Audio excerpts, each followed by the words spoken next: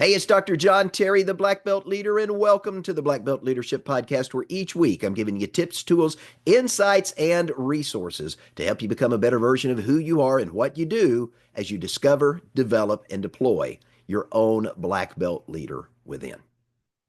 I just got back from about 9 days of travel across the United States. And while I was traveling, I heard an interesting question that was posed on a plane. And somebody was asking about the earliest evidence in American history, actually in world history, of the fishing reel. Now, that got me curious and it led me to do a little homework and a little research. And here's what I found. The earliest known fishing reel dates back to around 1200 AD, according to records that we found in the Song dynasty of China. Now, it wasn't like the modern rod and reels that you and I think of today. The early origins of the fishing reel, as we know it today, was really a rudimentary reel that was made out of bamboo. Now, it was used for hand line fishing, and it consisted of a spool and a wooden handle that would retrieve the line after the line had been thrown in the water. Now, I dug a little deeper, and here's what I found. England gets credit for the modernization of the rod and reel as we know it today.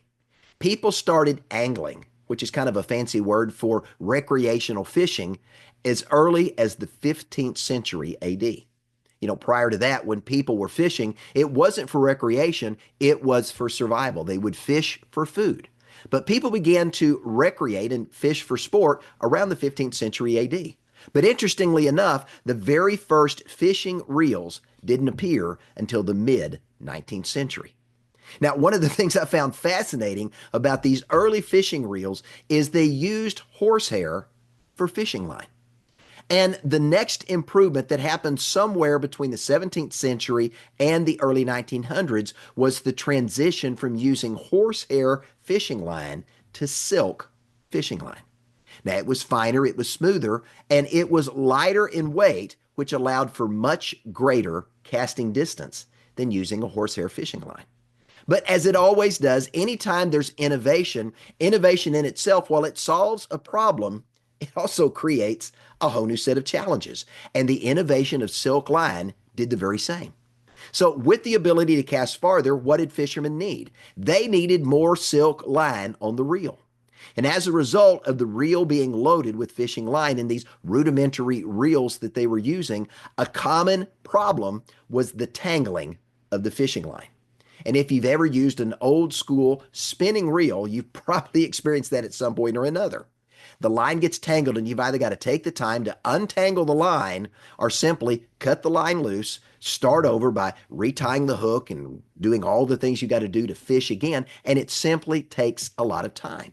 So a lot of anglers were frustrated and they began to demand for improvements so they could have an opportunity to go fishing and cast their line and retrieve it and bring it back onto the spool without it tangling. Well, along came Charles Ovis. He was a U.S. innovator and he invented the very first modern flywheel in 1874. But again, we had the same problem. Tangles when you cast the line. It was up to Albert Holden Ingworth. He was an English textile magnate who loved fishing. He's credited with patenting the very first modern form of what we call a fixed spool spinning reel in 1905. Now, this innovative design that he created and patented incorporated a line pickup that would rewind the line when it was cast, and it significantly improved the ability to cast without tangles. But it was a revolution, but even then, more innovation was needed. It allowed for lighter lures to be cast because the fishing line didn't pull against a rotating spindle, but again, you still had the occasional tangle that happened. So how do we solve the problem? Well, along came several years later, the spin cast reel. Now, if you've been introduced to fishing as a child, you probably started with a spin cast reel because they're very easy to learn and very easy to use. So I began to do a little research into when did the spin cast reel show up, and here's what I found. 1949, the very first commercial spin cast reels came to marketplace. They were marketed by two different companies. One of them you probably recognize. The first was Denison Johnson Reel Company, and the second was 0 Hour Bomb Company commonly known as Zebco.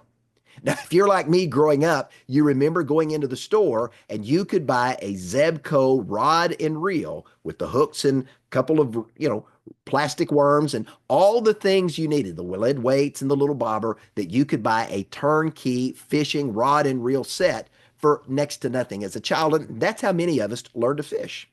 Now, the unique design of the spin cast reel was this. It was designed to avoid the backlash issues that you saw with a traditional bait cast or a line twist or the snares that we often saw with a traditional spinning wheel. Now, my first introduction, as I said, to the world of fishing was with my own Zebco rod and reel.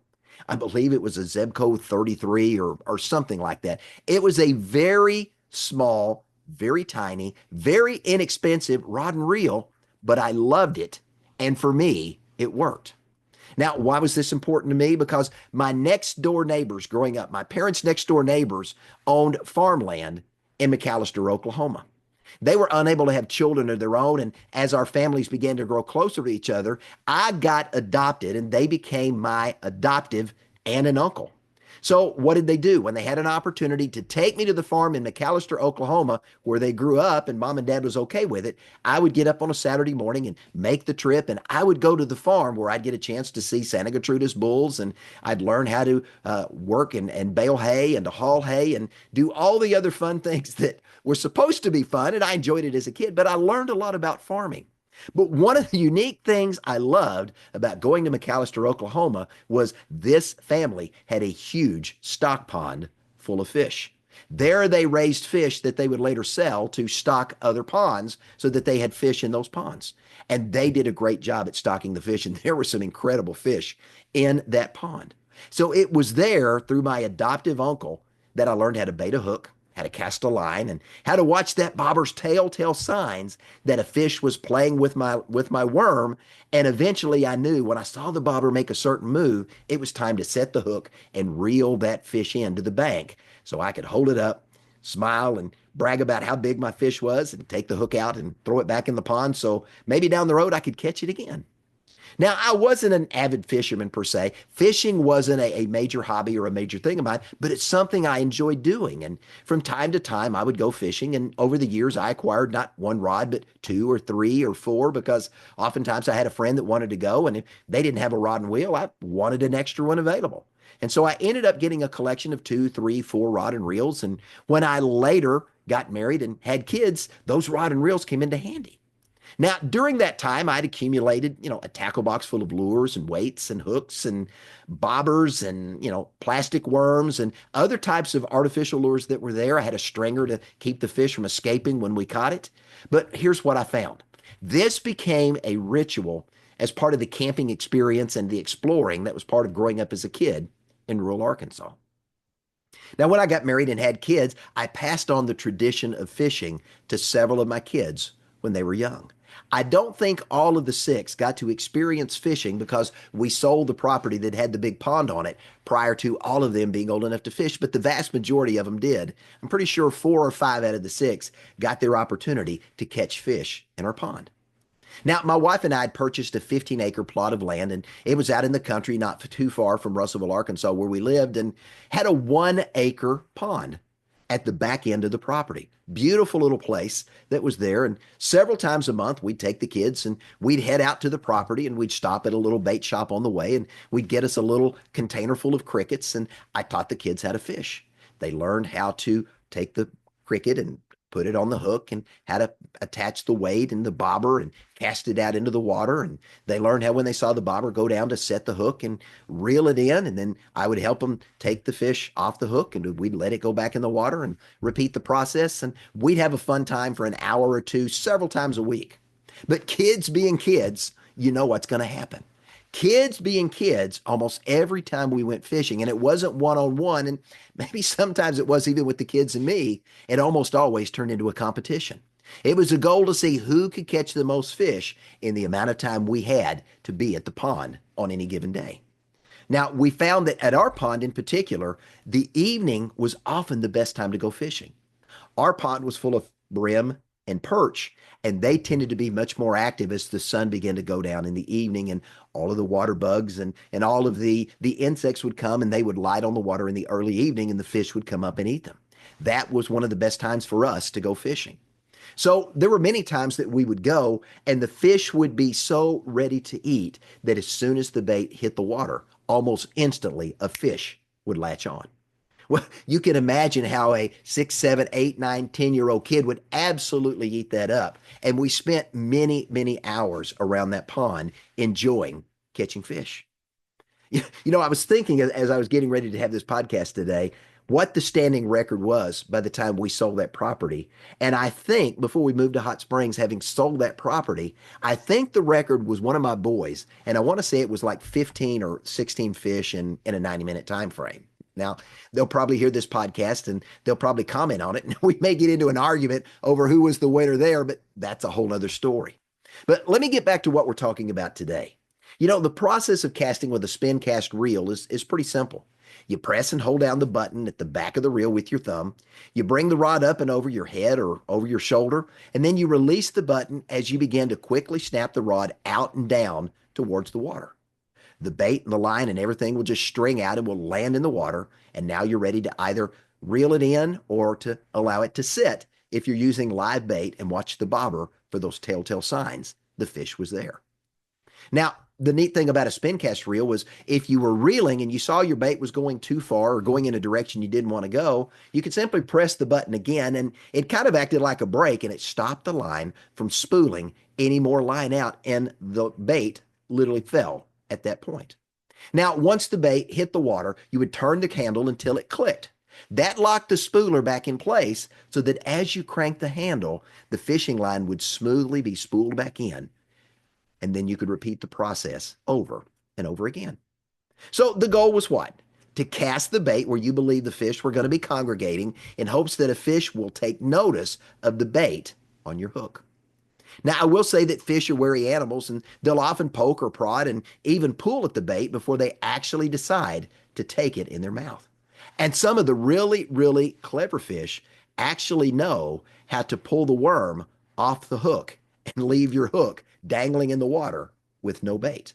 But when they do decide that they're going to take that bait in their mouth and the hook is set, here's what I can tell you. The fight is on. Now, if you've never been fishing, I'll tell you this. For a small animal, a fish can put up quite a battle. And the bigger the fish, the bigger the battle. They're struggling to free themselves from the hook that they found themselves attached to, and they don't want that to happen. So these very small but powerful animals, they're going to thrash, they're going to twist, and sometimes they're going to jump completely out of the water in an effort to expel the hook from their mouths. And quite often, they're successful in getting the hook out of the mouth and swimming back to the depths of the river or the pond or the lake or the ocean, wherever it is you may be fishing. But here's what I can tell you. If you're patient and you don't rush the process, fishing can be quite an adventure. It's all about casting and reeling. And yes, you guessed it. There's a valuable lesson here, especially for those of you that either own a business or you work in a business, which I assume is a lot of you listening to the podcast. So I want to lean in today and I want to talk about a sales-focused idea that comes from this story of casting and reeling. Now, in fishing, the goal is simple. It's the use of a lure to attract a fish, to hook the fish, to keep the fish hooked while it's attempting to get away, and ultimately get that fish to the shoreline or get that fish in the boat. But if you're fishing, there's a few things you've got to know if you want to be successful as a fisherman. First, you got to know what's the best bait to attract the type of fish you want to catch. Secondly, you got to know where's the best place to find the type of fish that you want to catch. And thirdly, you got to know what is the best time of day and what are the best conditions to make sure that you can actually attract the fish that you want to catch. Some fish will, again, show up early in the morning. Others will show up late in the evening. Others like to feed when it's a light drizzle. Others like to feed when it's warm. Others like to feed in the dark. You've got to know these things if you want to be a successful fisherman. And then the fourth question would be, are the things that you need to do or maybe not do to improve your odds of casting a fish. My kids learned early on that when we went to the pond and they made a lot of noise going up to the pond, that the fish knew we were there and they were less likely to be attracted to the bait that we put in the water. So let's apply what we've talked about with casting and reeling to your business. Now, the lifeblood of any organization is its customers. Think about it. Without customers to buy the product or the service that your business offers, you're not going to be in business for very long. The customers you serve ultimately write your paycheck because they deliver the finances that fund the business and create the opportunity for you and I that work to get paid. So if you want to be successful in business, what have you got to do? You've got to find a way to attract more customers to your door. That means you've got to have a bait. You've got to have a lure. You've got to have something, some type of bait that's going to attract them to actually find you and engage with you, so you've got an opportunity to engage with them.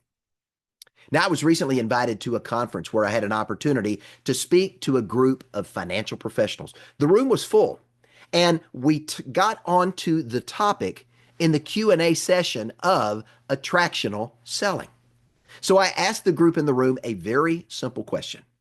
When you got your insurance license, when you became securities registered, or you went to work for a bank or a broker-dealer, an investment firm, or an insurance agency, just because you got your license or you hung your shingle out on the door, did throngs of people come running, knocking at your door and seeking you out to buy business from you?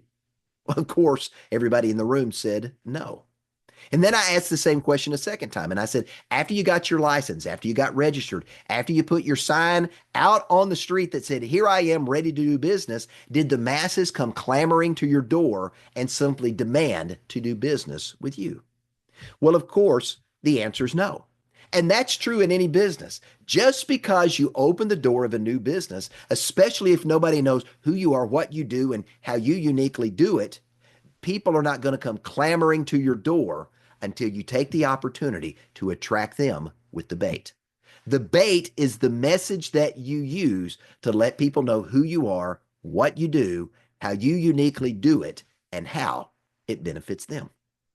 So we began talking, and the people that were running the conference found out the discussion was so good, they expanded the Q&A time by an additional 45 minutes. And during that 45 minutes, I had a chance to talk with this group of financial professionals about the process of attracting prospective buyers into their business model. We also got into the psychology behind human behavior and how human behavior leads to buying decisions or leads to decisions to say no. Now, what these men and women quickly came to realize as we dug into this conversation of attractional selling is that their customers didn't come to them to buy life insurance. They didn't come to buy an annuity. They didn't come to buy a long-term care policy. They didn't walk into their agency to buy a home or auto insurance, or they didn't walk into that broker-dealer to buy stocks or bonds or mutual funds. They came to meet with that financial professional for the benefits of what that product or solution would do for them. If they're buying life insurance, they're not buying life insurance to buy life insurance. They're buying replacement income for their family in the event they die early. If they can't live to a long life and they die early, that death benefit from that life insurance policy is going to provide with their family that they leave behind with the money they would have made had they continued to work the remainder of their lives. Now, for those that bought an annuity, they're not buying an annuity for the sake of buying an annuity. What are they buying? They're buying a guaranteed paycheck in retirement, no matter how long it lasts. They're not buying long-term care for the sake of buying long-term care. They're buying a benefit that will help them remodel their home so they can stay in their home as long as possible if they experience a chronic care incident that they can't recover from. They're not buying homeowners or auto policy just to buy it. They're buying it because they need it to replace their home or their automobile in the event of a fire or a wreck. So the bait, the lure that attracts them is not the product or the service. It's the same in any business, whether you're in the financial services business, you're a beautician, a cosmetologist, a CPA, you own a restaurant, you're a plumber, an electrician, whatever it is you do, it's not your product or your service that attracts people to you. It's what your product or your service does either to them or for them that causes them to pay attention to you. And yet, how often does the message that we take to the marketplace, the bait that we put on the hook, fail to attract the customer because we're not speaking to what the customer wants? Understand this. The message that you're sending to the marketplace either attracts or repels the prospective customers you want to do business with to either do business with you or to do business with somebody else. Remember, it's not about your product. It's not about your service. It's about how your product or service benefits the customers. I like to say it this way. It's not about your it, whatever your it is. It's about what's in it for the customer. That's what they want to know at the end of the day. What's in it for me? And are you willing to listen to me, to understand me, to identify the problem I have or the goal or objective I want to achieve? And can you make that happen? That is casting and reeling. Now, once they start to pay attention to your message, again, the bait you're going to use to attract them, now you've got to go to step 2, and that's reeling. You've got to now show them how your product or your service specifically solves a problem they have or helps them achieve a goal or an objective that they want to achieve or a dream that they've never envisioned they could see come to fulfillment, and you can be the person to make that dream come true. So how does that happen? It happens through the process of asking questions to learn exactly what it is that that client wants or needs. It's about identifying what is most important to them right now and then explaining how your product or your service is going to uniquely satisfy that want or that need. Now, in sales, this is often called a hook. So let me give you an example that I shared with the financial professionals at the conference, and let me see if this helps you understand what I'm talking about. So let's say you're in the financial services business and a prospective client comes to you and she says she's worried that she hasn't saved enough money to retire, and she's not sure if she stops working now that she's going to have enough money every single month for the rest of her life to retire comfortably.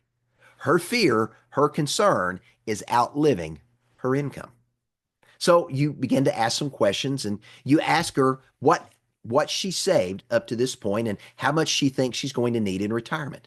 And with a little coaxing and prodding, you identify that she believes she's going to need about $3,000 a month to be able to retire comfortably and pay her bills the rest of her life. So you ask a little further and you find out that she's going to be receiving roughly $1,800 and change a month from Social Security. So do the math. She's going to need an additional $1,200 a month to meet her income goal. That to her is the problem that she wants solved. So she shares with you, I've got this much money saved in my 401k, and I'm not sure it's enough to make sure I can get an additional $1,200 a month for the rest of my life. Well, you go do your homework, and here's what you discover. You can not only get her $1,200 a month, you can actually get her $1,600 a month. And that $1,600 a month, just like her Social Security, is going to be guaranteed for the rest of her life because you're going to be using an income annuity. So what did you do? You just solved her money problem. So when you meet with the prospective client, you can simply go and use this philosophy. Mrs. Client, you told me that your goal was to be able to retire comfortably. You said you needed $3,000 a month to retire. Social Security is going to provide about $1,800 of that, so you're short about $1,200 a month. Is that right? And the client is going to say, yes, that's what we talked about. And then at that point, in this example, I said, well, here's what you can say to the client. Well, Mrs. Client, I've got good news for you. You're going to be able to retire because with the money that you've saved, I can not only provide you with the $1,200 a month you need to make up that difference so you can have the $3,000 a month you need, I'm able, with the solution I'm bringing to the table, to generate an additional $400 a month so I can guarantee you $1,600 a month for the rest of your life. Does that solve your problem? Is that what you want? Well, the minute she says yes to the offer, she just bought the benefits of the annuity that this financial professional is now going to explain to her, showing her how this financial instrument generates the $1,600 a month and contractually guarantees it for the rest of her life. So he solved her money problem. The annuity became not the focus of the opportunity, it became the tool to solve the problem and showing her how she could take the money problem away and have it solved. And now that she sees the benefits of the annuity, before she ever has an opportunity to see the annuity itself and understand how it works, she's much more receptive to the mechanics of an annuity and how that annuity is going to provide for her the financial outcome that she desires. This is casting and reeling. Now, it doesn't matter the product or service that you're going to be offering to the public. The same principles that I was sharing with these financial professionals also applies to your line of business. Think about it. If you're a beautician or a barber, people don't come to you simply to get their hair cut. They could cut their hair at home. They come to you because they want a specific look. They come to you because they believe you can make them look younger. You can make them look more handsome. You can make them look more attractive. You can make them look more stylish, or you can give them the hairdo that's going to make them look like their favorite celebrity that they saw on the Hollywood Walk of Fame. Now, if you're selling cosmetics, the same thing applies. They're not coming to you to buy makeup. They're coming to you for what the makeup does for them. Again, more handsome, more attractive, looking like or smelling like some celebrity that they know also uses that particular fragrance.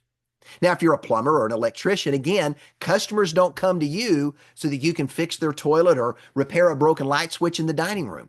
They're attracted to you not for the toilet or the broken light, but they're attracted to you because you can fix the toilet that's broken so they can flush the toilet and they don't have to have a stinky house.